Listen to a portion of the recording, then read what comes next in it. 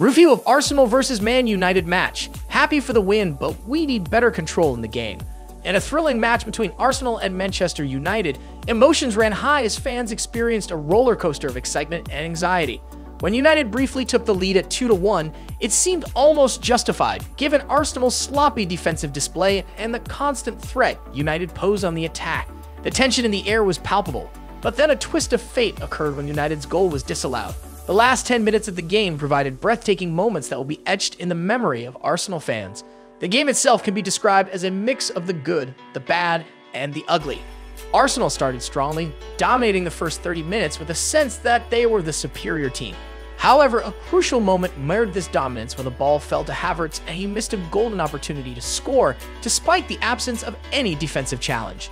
Soon after, Havertz made a costly mistake in passing that directly led to United's goal, leaving fans pondering his role in the team. Questions arose about Arteta's decision to keep Havertz on the pitch for a substantial 75 minutes.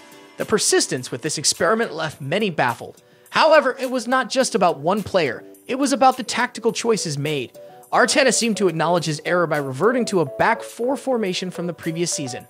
Unfortunately, the defense still showed vulnerabilities as United's strategy to draw Arsenal out and exploit the wings exposed our defensive frailties. Amidst the turbulence, there were moments of promise.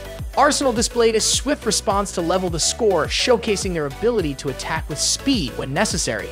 The team appeared too static until substitutes Jesus and Vieira were brought on.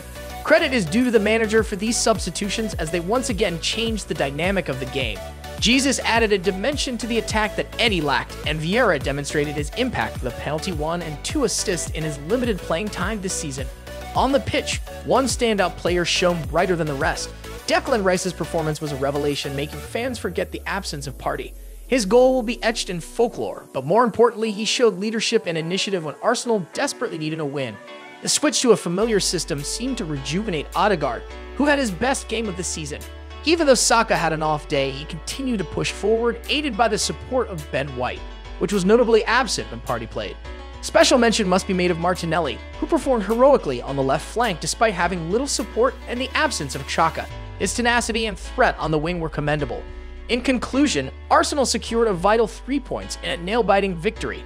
The ability to bounce back from the brink of defeat is encouraging, but the question remains, why did it have to be so dramatic? To truly contend for the title, comfortable wins are essential, as is better control during games. With 10 points out of a possible 12, there's room for optimism. But there's also a need to end the Havertz experiment and focus on shoring up the defense.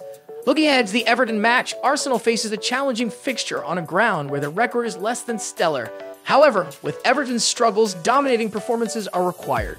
Arsenal is considered one of the biggest threats to City for the title, and to live up to these expectations, improvement is mandatory. In the end, while last-minute winners are thrilling, Arsenal needs to aim for more sustainable and controlled victories.